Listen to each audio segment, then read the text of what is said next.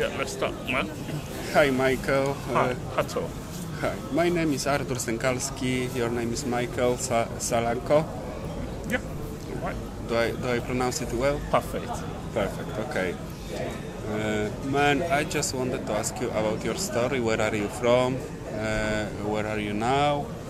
What's your journey? Okay. Where did you live? Oh, I see. Interesting. Just like Hatola said, my name is Michael. No. For a start, I came from... Thank you. For a start, I'm a Nigerian. I came from Africa, and as you can see, I'm black. So to say. Some people prefer to say Negro, yeah, but either way. I have my first degree studying biology. In biology. But I graduated. After graduation, then I work in the bank. As a worker in the bank, I actually became a brand ambassador for my office. Mm-hmm. It was the regional office, and I was pretty doing well. Mm-hmm. So I decided to go for my master's in business administration in England. In London? Yeah, in London, to be precise. And I majored in finance. Mm-hmm. So here in Malta, I've been working as an audit, in the audit firm. Mm-hmm. So I work in the audit firm as an accountant, basically, specializing in money laundering, anti-money laundering, and due diligence. But other than this, I have other special interests. I've published 3 books, including a book called Winning Link. I'm not going to give you the details because this is not a show about me. I have special interest in development of people, empowering people, and I've been an active motivation speaker since I was a youth, since my younger years. I used to speak on the TV some years back, and I used to go to schools speaking to large numbers of youths back at home in Africa. So that's it. Any other thing you would like to know about me? I think you have to speak louder, a little bit louder.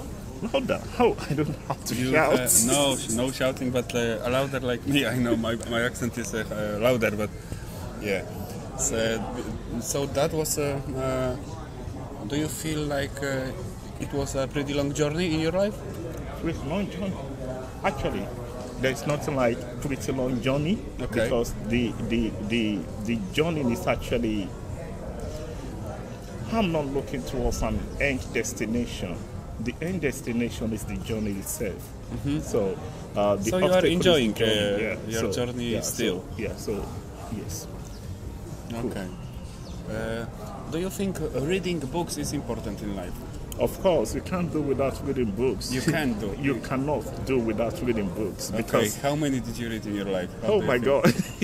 No, that's an interesting question. At the moment, just this year, even though I've been extremely busy, I've been able to complete about 2 or 3 books, like 200 pages each. About completing the second one, actually. But coming to the question you asked me, how many books have I completed? Yeah. I remember when I graduated from the university, it was like a game to me. I was like reading and reading. There was a particular year I read about 200 books. No way. I'm telling you the truth. Yeah, because I wasn't really working. I was waiting for my National Youth Service program. So maybe it's not up to 200, but it was just like small books, big books. I was just reading them. And I had a lot of time to myself. I was actually a crazy guy then, yeah. But that was many years back, yeah. Okay. And that actually led me to publish those 2 books I told you I published initially, because the 3rd book is just recently. The 3rd book was recently published in 2014. This is what's its name? 3rd book? The Winning Link. The Winning Link. The Winning Link. Yeah. This is the best book you would recommend right now. Yes, I can recommend the Winning Link. Yes, I can recommend the Winning Link. It's there on Amazon. It's basically this with how great men in time past have been able to achieve success with the help of their talent, passions, and dreams. Yeah. Okay, super. I think you said you first published a book the other time. Yeah. I published a book called The Science of Getting Rich. I think this is the best book regarding to your beliefs about money. I think beliefs about money is very, very important. You know, there are a lot of smart guys on the planet, but a lot of smart guys, a lot of beautiful minds, and all these guys. But why do 95% of people are poor and 5% people are rich? I think this is because beliefs about money. This is tough topic, money.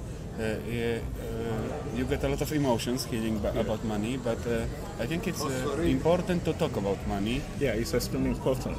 Yes, to get your consciousness, more aware how it works, to talk more about it, and you actually can get a lot of knowledge about money beliefs, about abundance on the planet, that resources are endless actually. A lot of people are in competition market because they think that there are limited resources, but come on, we came from nothing. There was a big bang, there was nothing, there was a planets and all that stuff, and the resources are still creating. And I think this is for me right now, this is most important topic: beliefs about money. Beliefs about money, the competition. A lot of people are just scared about money and all this stuff. Yeah, because apparently, if you don't have money, how will you be able to pay your house rent? So, how will you be able to pay your bills? So you can't talk too much about money. Money makes the world go round. So I understand what you said. Mm-hmm. Yeah. When we met, we talked about Napoleon Hill. Yeah. Do you want me to say? Okay, I'm listening. Uh-huh. Which book of Napoleon Hill did you read? I've read a couple of books by Napoleon Hill. One of them was Master Key to Wealth. Uh-huh. Have you heard about Master Key to Wealth? No, I didn't. No, Master Key to Wealth was one of the classics written by Napoleon Hill. But it's been quite a long time I read that.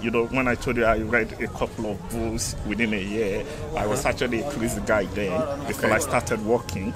And I've also read Think and Grow Rich. Think and Grow Rich, yeah. I think I've read one or two other books by Napoleon Hill. It's not really, most of the books written by Napoleon Hill nowadays was not really written by Napoleon Hill himself. Really? Yeah, because Napoleon Hill has died many years ago. Yeah, okay. So people will just be saying, this book was really, but generally the books attributed to Napoleon Hill, such as Think and Grow Rich, Master Key to Wealth, or Master Key to Riches. I read those books and they were classic. But there was one book I read, I think the book was written, The Richest Man in Babylon. Have you heard of that? Yeah, I heard of that. This is a strong book, very strong book. It's a very strong book. Yeah. I've also read that, but that was many years back as well. Yeah. Mm-hmm. About the book, the Key to Wealth? Yeah, Master Key to Wealth. I will ask you, what's the Master Key to Wealth? Yeah, in summary, the only thing I remember, took from Master Key to Wealth is the ultimate, you having a particular definite mission, which is called ultimate purpose. Ultimate purpose? Your ultimate purpose, yeah. Okay, you have to have ultimate purpose, definite purpose in your life. Okay. Yeah. So I can't actually forget that. That's primary to everything you're doing, because if you don't have a purpose, which should be overwhelmingly it should be something you're extremely passionate about. Extreme passion, okay. Yeah, I kept on using the word extreme. I'm not an extremist. Okay. but the way Napoleon Hill was trying to say it, he said you have to be extremely passionate about a definite purpose. Even he said extreme passion. Yeah, for what because you do. that's why he used the word ultimate, because he made reference in that book. Napoleon Hill made reference to what is called the supreme intelligence. The supreme intelligence is what people regard to as God. Okay. The capital God. Of course, I believe in God. So he said, if you don't have ultimate purpose or definiteness of purpose, the supreme intelligence may not be able to come to your assistance. But if you have definiteness of purpose, the supreme intelligence comes to your assistance and tends to make things to work well for you. Okay. Yeah. So, in a summary, God will help you if you have a purpose. Yeah. Basically, that's it. Yeah. Thank you for that. Yeah. This is beautiful. God will help you if you have a purpose. Yeah. So that was a key strategy. I mean, that was the key message of Master Key to Riches. Yeah. This is the Master Key to Riches. Okay. Definitiveness of purpose and believing in the supreme intelligence. But anyway, people have different. It's not necessarily. Not everybody believes in God, but you have to believe in something. Like we have people who believe in wind. So he was trying to say, whatever it may be, you just have to believe in that unseen power, which is going to help. I mean, and you have to believe that the unseen power is going to help you in attainment of your dreams and of your definite defense of purpose. Super. Yeah. I like those kind of topics. I like those kind of topics. Okay. Yeah, have a coffee. Yeah, cool. Thank you. Easily.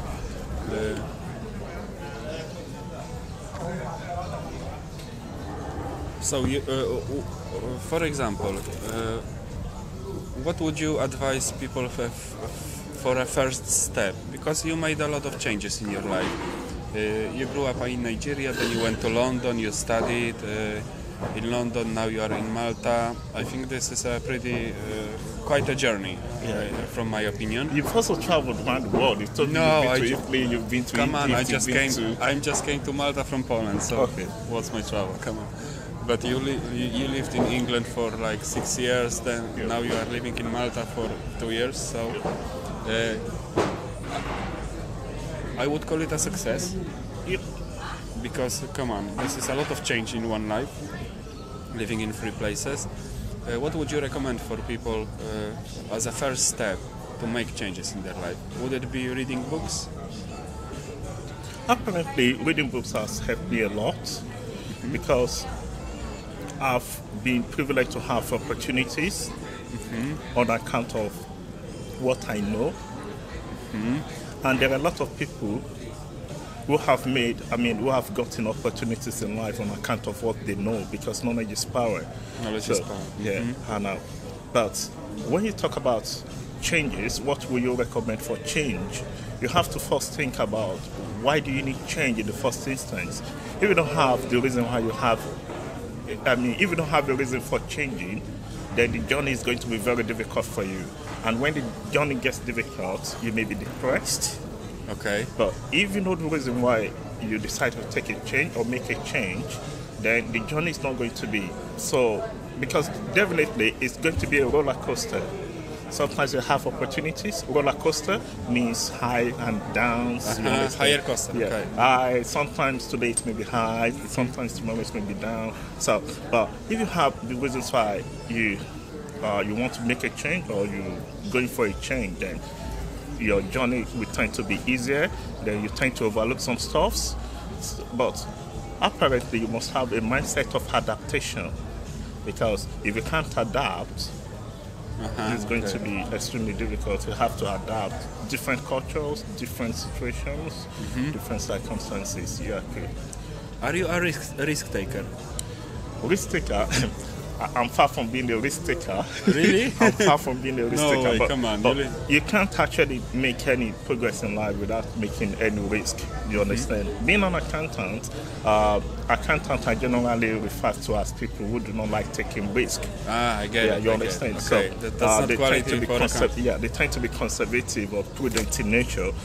But for someone who has special interest in finance guys tend to be risk takers. So it's like my whole special interest is in finance. You understand? So, so it's like I have double face. Sometimes I can be where it's reasonable, I can take deep risk, and where it's not reasonable, I will not want to take any risk. So I tend to take calculated risk, calculated risk, which is like. We have risk neutral, we have risk adverse, and then we have risk takers. But I think I tend to be in the middle. I tend to take calculated risk. If possible, I tend to take calculated risk. Yeah, that's the basic way you can do any business you want to do. Yeah. Okay, you said about definite purpose in life, yeah? Do you have a definite purpose? Did you always have definite purpose, or something happened in your life that you got to the definite purpose in your life? Yes. Lots of things happen. Lots of things happen. Or I have to have. Sorry. do we have to help you? Okay, a lot of things happen why you. He will make it. Sorry, yeah. Lots of things happen why you have to have definite place of purpose. Like when I was born, I was like everything was comfortable with my family. Then in the course of my teenage years, I was like doing well academically, but I was like struggling. Like my family was like struggling, and then you see riches, and then you see poverty. You see riches around you, and then you also see poverty around you. Then the choice then was, which one would you like to have?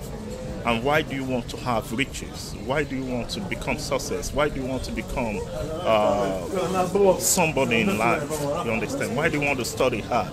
Why do you want to do business? Why do you want to make progress in your life?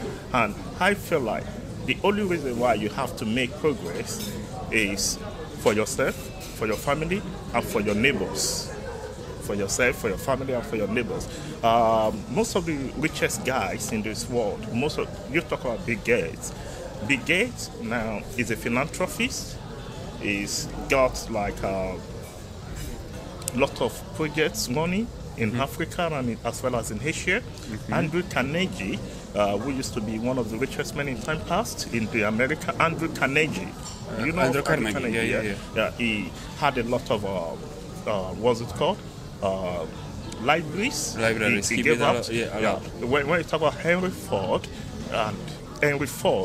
as well as many other philanthropists, like there is one Mo Ibrahim, who happens to be the richest man in Africa. He's also a philanthropist. Really? Yeah. So most of these so-called very rich guys, they tend to be extremely rich guys. They tend to be philanthropists. Super. Because if you have there are a lot of rich guys who are not really into philanthropy. I know. They tend to keep their money to themselves. It's good. You have but the real wealth is you having your money and you being able to be of good use to the community.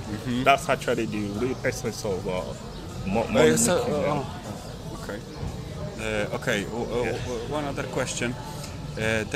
You said about the richest guy in Africa? Yeah, Mo Ibrahim. Yeah. What business is he in? Yeah, he used to be into technology. Like he was into IT. IT? I think he was into mobile technology. Mobile? Yeah, mobile technology. I think he studied in England. I can't really remember, but he was into mobile technology. Okay. Then he resigned from his job, and then after resignation, I think he founded his own company, and then he made a lot of wealth. So I think so. Okay. Wow. Nice story. Where does he live right now? To be honest, I'm not following me, so I don't really know where he's Does he write books or Pardon? He's writing books? He writes books? No. No, what he does is that he has foundations for African presidents, like presidents in Africa. Like, Africa is faced with corruption. So he has this foundation in which every year the best African president will be prized. There's going to be a prize. He has this foundation wherein the best African president in a year is given an award. Wow. Yeah. So, financial award? Yeah. It comes with financial benefits. Super. Yeah, so that's what he does. But it's kind of rich. I think he's one of the 100 richest men in this world. Yeah, 100 richest, okay. Yeah. 100 richest, super. Okay.